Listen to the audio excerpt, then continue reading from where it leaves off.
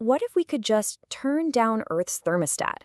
I don't mean by cutting emissions, but by actually hacking the climate system itself. We're about to explore one of the most powerful, promising, and, let's be honest, terrifying ideas of our time: geoengineering. And it forces us to ask a really fundamental question. Are we caretakers of this planet, or are we about to become its engineers? And when we say planetary scale, we absolutely mean it. This isn't just about planting a few more trees or building bigger seawalls. Nope, we're talking about manipulating the fundamental energy balance of the entire Earth, either by, filtering the air on a massive scale or by literally dimming the sun. It sounds like something straight out of science fiction, but the research is happening as we speak. So what are we really talking about here? Well, the Royal Society gives us a pretty clear working definition. And the key words you got to focus on are large-scale and intentional. See, that's what makes this so different.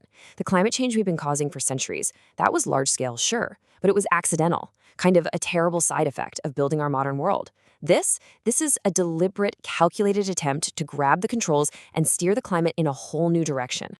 Now, geoengineering isn't just one single thing. It really splits into two main families of technology. First up, you've got carbon dioxide removal, or CDR. You can think of this as trying to clean up the root cause of the problem, literally pulling all that legacy carbon out of the atmosphere. It's slow, it's really difficult, and it deals with the mess we've already made. The second is solar radiation management, or SRM. This is totally different. It's more like treating the main symptom, which is the heat. It doesn't get rid of the CO2, but it aims to cool the planet by reflecting a tiny, tiny fraction of sunlight back into space. It's like a fast-acting, high-risk planetary fever reducer. Okay, so here's how we're going to break all this down. First, we're going to zoom right in on the human factor, this idea of a moral hazard when you have a planetary safety net. Then we'll pan out to the global politics. Who on Earth gets to control the thermostat? And finally, we're going to zoom way, way out to look at two clashing worldviews that are really at the heart of this whole debate and what it all means for our future. The technology itself is one thing, but how would we react to it? I mean, before we even get into the crazy physics and chemistry, we have to start with psychology. And that brings us to a concept from economics that is absolutely central to the geoengineering debate: moral hazard. The classic example is this. Imagine a shop owner who's fully insured against theft. They might not be quite as careful about locking up at night as an owner who has no insurance, right? That safety net, the insurance, actually creates a weird incentive to be a little less careful.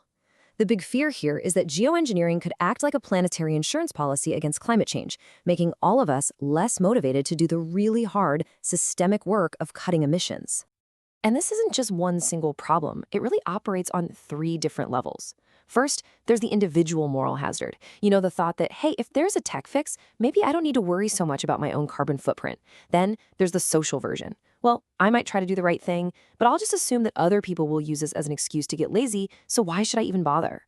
Finally, and this is maybe the most dangerous one, there's the political moral hazard, where governments might see a tech solution as a cheaper, easier way out than, say, unpopular carbon taxes, and they divert money and attention away from the root cause.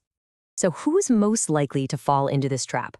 Well, a 2014 study out of the UK gives us some pretty interesting clues.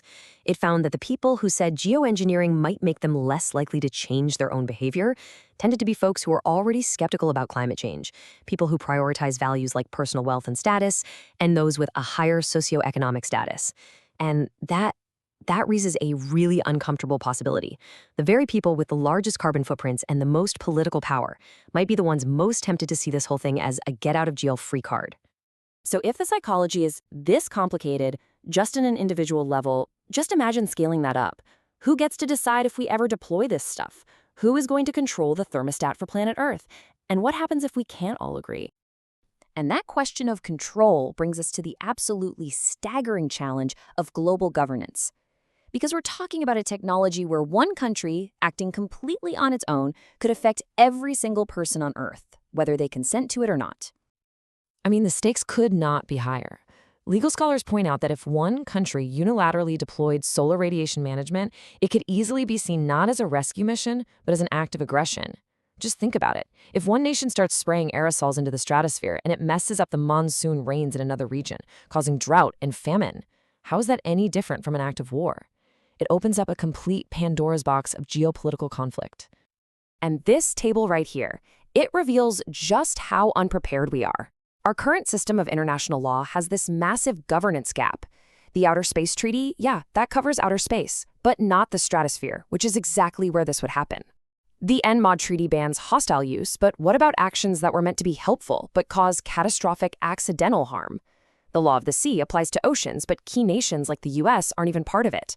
The bottom line is, right now, there is no single treaty, no global body in charge. It is the Wild West. You know, this governance gap isn't just a legal problem. It reveals something much deeper about how we see the world. It forces us to zoom out from the nitty-gritty of treaties and ask a much bigger question. What are the underlying worldviews that lead us to even consider hacking the planet in the first place? And this brings us to the core philosophical assumptions that are really holding up this entire debate. We can pretty much distill them into two profoundly different ways of seeing our relationship with the world, two clashing worldviews. Okay, so first, there's the modern naturalistic view. This diagram of the Earth's energy budget is a perfect example. It portrays the planet as a kind of complex system, basically a machine. You've got inputs, incoming solar radiation, and outputs, outgoing heat. Everything is quantified, measured in watts per square meter. In this view, nature is this separate thing, an object that we can study, understand, and ultimately manage or engineer. Climate change is a technical problem in the machine, and geoengineering is a potential technical solution. Now contrast that with a completely different way of seeing things. This is from Davi Kopanawa, a shaman of the Yanomami people in the Amazon.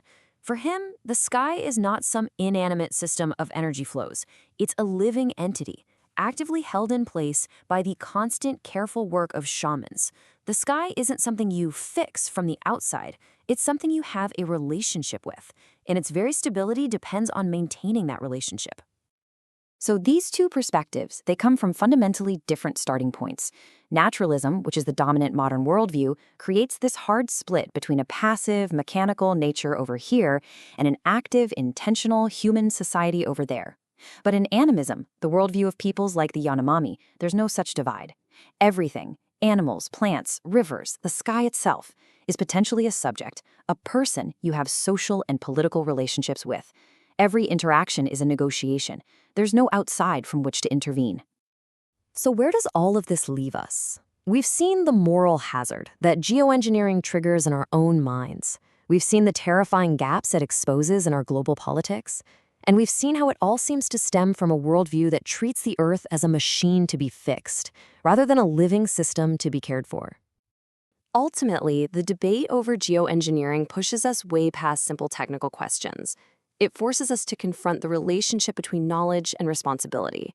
As Davi Kopanawa's perspective suggests, knowledge without care can be incredibly dangerous. As our technological power grows to a planetary scale, the real question isn't just, can we do this? It's how do we make sure that our immense knowledge remains deeply connected to a profound sense of care?